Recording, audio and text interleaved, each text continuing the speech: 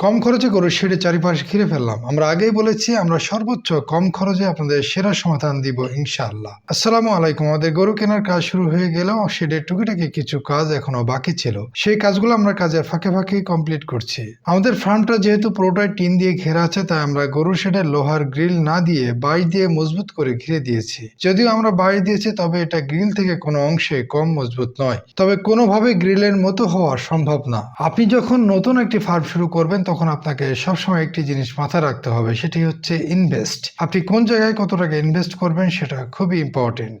আমরা চাইলেই এই ফাঁকা অংশগুলো লোহার গ্রিল দিয়ে দিতে পারতাম, তাহলে হয়তো আরো সিকিউর হতো। যদিও ওই বাঁশ দেওয়াতেও আমাদের যে কম সিকিউর হয়েছে বিষয়টা তেমন নয়, তবে আপনি যদি টাকার হিসাব করেন তাহলে পার্থক্যটা অবশ্যই বুঝতে পারবেন। যদি আমি পুরো শেডটা লোহার গ্রিল দিয়ে ঘিরতাম তাহলে মিনিমাম 70 থেকে 80,000 টাকা খরচ হতো, কিন্তু আমরা এটা মাত্র 2,000 টাকার বাঁশ দিয়ে করে ফেলেছি। আমরা এখানে সব সলিড বাঁশ ব্যবহার করেছি আড়াআড়ি ভাবে এবং মাঝে মাঝে বাঁশের কাভারি দিয়ে দিয়েছি।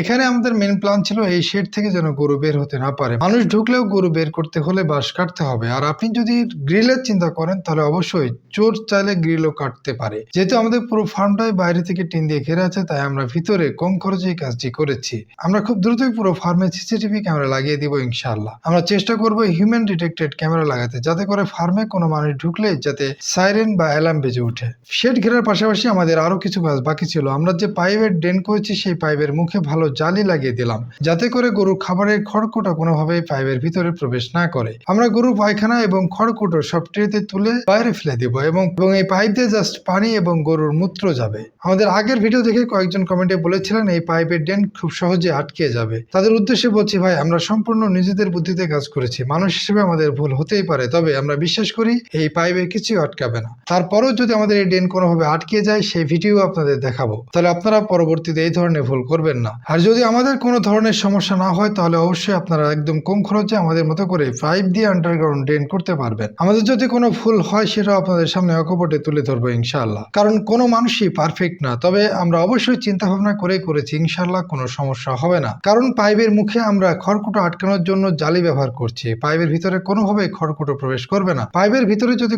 খড়কুটো প্রবেশ করে তাহলে অবশ্যই পাইপ আটকে যাবে। আমরা 2 স্তরের জালি ইউজ করেছি। প্রথম স্তরের জালিতে আমাদের খড়কুটো আটকে যাবে এবং ছোট ছোট আরো কিছু খড়কুটো যদি বের হয়ে যায় পরবর্তী জালিতে এটা আটকে যাবে। সুতরাং কোনোভাবেই আমাদের এই পাইপ আটকানোর কথা না। আমাদের শেডের চারিপাশে আমরা যেভাবে ঘিরেছি নতুন খামারিদের জন্য এটাই সেরা উপায়। কারণ শুরুতে শেডের পিছনে বা অবকাঠামোর পিছনে ইনভেস্ট না করে টাকাটা যদি আপনি গরুর পিছনে ইনভেস্ট করেন তাহলে আপনি দ্রুত প্রফিট করতে পারবেন। আমাদের এই ছোট ছোট অভিজ্ঞতা আর বুদ্ধিগুলো যদি আপনাদের উপকার আসে তবে আমাদের সার্থকতা। সবাই আমাদের জন্য এবং আমাদের এগ্রো ভিলেজের জন্য মন থেকে দোয়া করবেন, আমরা যেন সফলতার সাথে এগিয়ে যেতে পারি। মনে রাখবেন, প্রকৃতির সাথে থাকলে, প্রকৃতিকে ভালোবাসলে আল্লাহ আপনাকে উজাড় করে দিবেন।